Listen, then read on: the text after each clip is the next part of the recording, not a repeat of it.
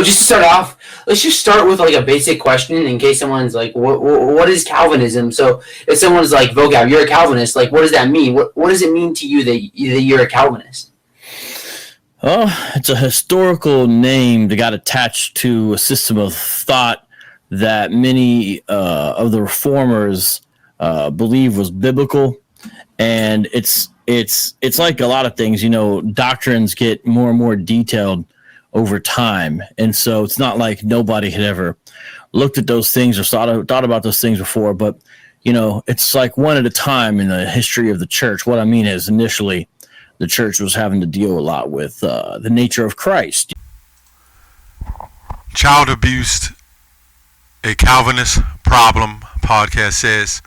Child abuse isn't just a Catholic problem. It is also a Calvinist problem, according to an April 20th podcast. Sympathetic to the so-called young and restless reformed movement, popular among evangelicals belonging to denominations including the Southern Baptist Convention.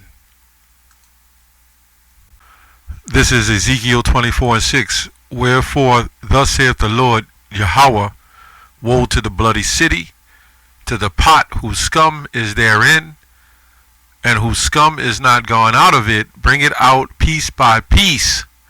Let no lot fall upon it.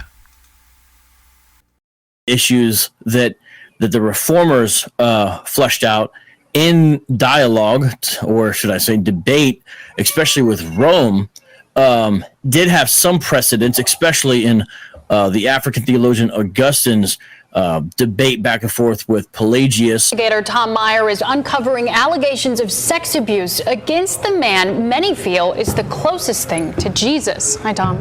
Sarah, victims are breaking their silence, talking exclusively to us. A warning, some language is explicit and inappropriate for children. And when I looked, he had pulled out his penis fully erect. Men of the Church of the Living God International say, me too. They're breaking their silence to accuse a powerful figure of sexual misconduct. Then if I get in trouble, let me bear my own burden. Claims of sexual abuse against White go back decades. Attorney Tyler Fox represented victims in the Catholic Church sex scandal and now represents some of Bishop White's victims. We've been groomed to believe that this man is the close. They were minors and young men at the time of the abuse. There were comments that were made that he is the holiest man on the earth. 3 victims in Ohio declined to talk on camera. So the Channel 3 investigative team packed their bags and headed to Atlanta, where we connected with 3 more victims who decided time's up for Bishop White. Dr. White jumps on top of me like a man would be on top of a woman. Lloyd Ocampo, Kevin Glover, and Travis Durham say the bishop sexually abused them at a time when they were most vulnerable. He's bringing me and exposing me to pornography that he watches. Durham was 17 when he says the bishop exposed his private parts while they were laying in bed. And he started moving it around, and then he said, I want to give all the praises and the honor to Yahweh Bahashem, Yahweh Shah Bahashem, Raha HaQuadash, and double honors to the apostles, the elder apostles and the elder bishops of Great Millstone. Also a sincere shalom to you other elders and you Akim, you brethren, you few sisters that's following the truth. And let me say shalom to the elect. Okay, I want to go in this video here. It's kind of a little bit all over the place because of there's so much to this religion of Calvinism. It's supposed to be a reform-based religion branched out of the Roman Catholic doctrine, but still particularly have some measures in their doctrine. And this is interesting because Vocab alone says Hebrew Israelism comes out of One West, and there's many different branches out of the One West doctrine as Hebrew Israelites, right? So now with this belief in Calvinism, there's allegations of molestation in the churches. So one thing we understand that come from the Roman Catholics is all these religions are under it. That's why these are different sects of the Roman Catholics. So Vocab alone is following a different sect, basically, of a Roman Catholic. Although that they broke off, they still follow some of the same teachings. But basically it boils down to Jesus Christ, right? And salvation, so they call. But what also got inherited and passed down is the molestation in these churches, right? Now, out of the One West doctrine, you don't see, even out of the, some of the Israelite camps that we don't follow, we don't have the same doctrine, you don't see molestation passed on down and many accounts of this happening in our belief, right? So Calvinism's, I read a little bit on this. I'm doing this wrong. Calvinism is a Reformed tradition of Christianity, Reformed Protestantism, or Reformed faith. Okay, is a major branch of Protestantism, right? That follows the theological traditions and forms the Christian practice set by John Calvin and the Reformation era of theologians, emphasis the sovereignty of Yahweh. Well, let me say the sovereignty of God, their God, and the authority of the Bible. So what we have here, you have these Calvinists coming out of John Calvin. So my question is, and this is the problem what we see with the Bible. You have so many people who take the Bible and they switch it, and they change it, and they switch it, and they change it. Now we take the Bible and we read it. Okay, the Israelites of this. We might have some disagreements on, certain things according to the Bible, like prophecy, right? But we feel like Great Millstone, we have that 100% truth and understand and know. But for the most part, all your One West Israelites believe in the holy days. We believe that we're the children of Israel, okay, for the most part. And we believe the people of the Bible, and we teach it primarily the same, but there's a whole lot of differences. Like, we don't teach John the Baptist fell out the truth or anything like that, but we still have a lot of similarities. But here you see, it says here, Calvinists broke from the Roman Catholic Church in the 16th century. There's a lot of stuff happening then. Calvinists differ from the Lutherans, another branch of the Reformation. So you can see that there's different sects out of the Roman Catholics, right? Let me go on here. Of the real presence of Christ, Eucharist, I may not be spelling that right. Theories of worship. Okay, I'm gonna just try to hit some points. It says here, the term Calvinism can be misleading because the religious tradition which it denotes has always been diverse, with a wide range of influences rather than a single founder. However, almost all of them drew heavily from the writings of Augustine, right? Hippo. Now, when you go to Augustine, that's who you would call Augustine, Saint Augustine. Now, we've heard that before out of the Roman Catholic Church, formulated of Islam, formulating Islam. Okay, out of Saint Augustine. Okay, I'm gonna read a little bit on Augustine. Augustine is recognized as the saint in the Catholic Church, the Eastern Orthodox Church, Anglican Communion. He is always a preeminent Catholic doctor of the Church, and a patron of Augustinians. His memorial is celebrated on the 28th of August, the day of his death. Augustine is a patron saint of brewers, printers, okay, theologians, pretty much. That's pretty much the point on that. So let's go a little bit into John Calvin and who he was. There was several different literature on who he was and what he did, but he was known to burn you alive if you didn't follow his doctrine. And this is John Calvin, right? And I've read this on several articles. We know there's misinformation and some that they don't put up, but I'll read this one. John Calvin's interpretation of the Bible justified the murder of his theological opponents. He himself did not cut off any heads and light any fires that burned human heretics alive, which when you read the true story, he actually did. But John Calvin's preaching from the Old and New Testament claimed those capital punishments align with God's interests. How so? Calvin did not believe all the Old Covenant laws, okay, had been set aside by the New Covenant Jesus inaugurated. He didn't buy into the plain sense of Hebrews, right? He didn't buy into Hebrews. God has made the first covenant obsolete. So he would be the same guy here today who has a problem with us.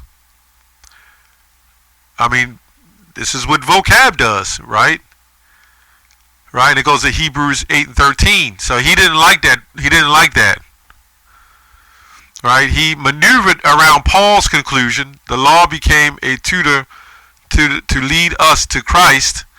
And now that faith has come, we are no longer under the tutor.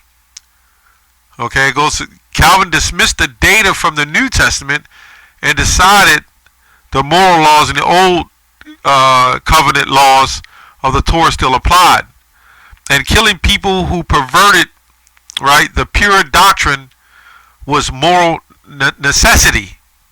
Okay, there's a whole lot on this guy, and I can't jump around, but there was a whole lot on this guy and his racism, you know, and killing you if you didn't follow his doctrine. And this goes back to the what do they call them?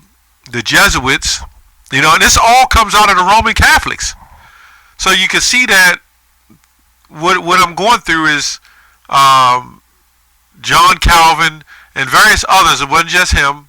They had a Reformation society. They had some issues with the Roman Catholics. They broke off. They kept a lot of the doctrine of the Roman Catholics, like what we see happen in those churches today. And then they moved on and created more doctrines, right? And out of St. Augustine, that's where they really clipped it from, the teachings of St. Augustine, which is still Roman Catholic. So you can still say, because they kept the teachings of St. Augustine, you can still say that they're former Roman Catholics. And this is why these Calvinists and these Christians, they all pretty much link into the same denomination, right? Even though they have all these different so-called different sects and supposedly beliefs. Okay? So when I read further on it, it says in 1552 they had what you call the Geneva Council. They said, and this man John Calvinist said in Leviticus 24:16, if you didn't agree with what he said, he expelled you. And there was known cases. I'm trying to find that part of the article. There's so much to this article. It was known cases that he would burn you alive and take your book and throw it in the fire and burn you with his book. I mean, with your own book. This is what has been rumored to happen. I don't know how true that is, but it's doctrinated. And here's some more information on Calvin. John Calvin followed Augustine's biblical jurisdiction for burning heretics, right? And when they would burn them, they would take the books that they wrote or whatever they, came up with, and they would set them on fire, right? Augustine excused extreme measures through his interpretation of Jesus' great banquet parable in Luke 14:16-24, when the master would not fill up the banquet in the parable, he commanded the servants in Luke 14:23 to compel people to come so that my house will be filled. Augustine and Calvin believed burning heretics would compel more people to enter their house of God. So these were madmen. These were sick puppies, man. These were tyrants. Okay? These are like Stalins. Okay? Interpreting compulsion, okay, compulsion, as the license to kill without consideration for Jesus, other teachings to love your enemies, is a major hermeneutical error. And part of the Jesus teaching should be interpreted in the light of the whole. So now we can see what, in a nutshell, also I read in there, it's so much on this, also read in there that they were Calvinism, Roman Catholics, which we knew that, which I didn't know is Roman Catholic, Presbyterian, Calvinism. Those are the main components for setting up Western Christianity. And this explains why the Jesuits, and this explains why the Calvinists burned people and forced Christianity. Roman Catholics, that was all linked, and they forced Christianity on us, right? And they knew by forcing that on us through generation to generation, this is how we got Christmas and Easter. This is how we got these holidays and not holy days. And you see over the years of destruction how we've never able to come out of it.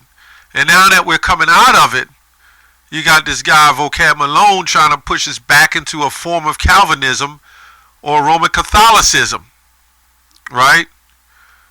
This is what we see happening. Also, what I notice is you see these theologians like to use the word hermeneutics or hermeneutically. Let me go back here.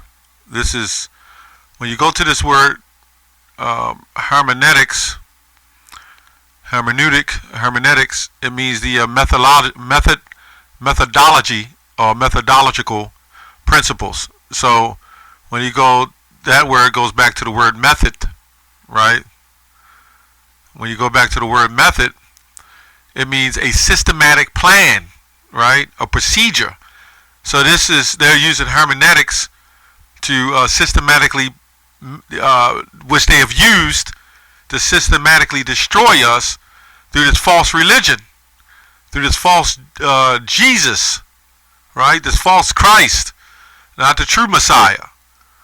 And the problem is that they're going to have, and they're in for a fight. The problem is they're going to lose because the Most High gives the increase. I also noticed on Vocab's page, they're using a lot of terminologies that we use. So they are learning from what we learn, or we're teaching. Everything we say, we're going to do Lord's will. On his page, they're now saying, hey, he's going to take a break, and Lord's will, he'll be back. Since when have you ever known a Christian to say by the Lord's will, man? So really, they're so far behind us that what they're trying to do now is trying to catch up, which they won't. And they're trying to use our tactics and what we've learned to create their own doctrine. Again, I knew I would be kind of a little bit all over the place because I'm trying to squeeze it all in a short amount of time. But you can look up the history on John Calvin. He was a sick man, okay? He was a tyrant and a murderer and a deceiver. And he forced religion on us, you know? Then he went, as they do to so-called blacks, up in North Africa and various other places, and they pushed this Christianity on us. And this is how we got it over all these years. But now you see a new awakening, man. This is, you know, and it's not all about awakening is for the elect, but the awakening is happening in general to be a stumbling block, you know, to let let Christianity know that it's dead, it's through, it's finished. That's all I have on that. Shalom.